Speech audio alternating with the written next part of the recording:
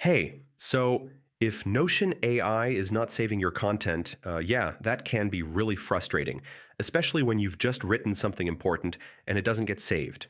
In this guide, I'll walk you through simple steps to fix this problem.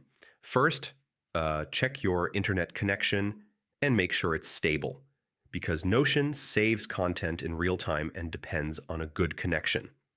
Sometimes saving can be slightly delayed.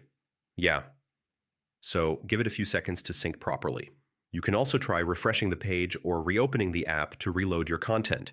If you are working offline, your changes may not sync until you reconnect to the internet. Clearing your browser cache and cookies can help, yeah, since stored data may cause saving issues.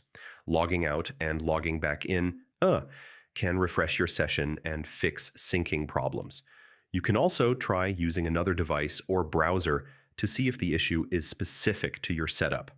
And if nothing works, yeah, the issue might be on Notion's servers. So waiting a bit and trying again later can help.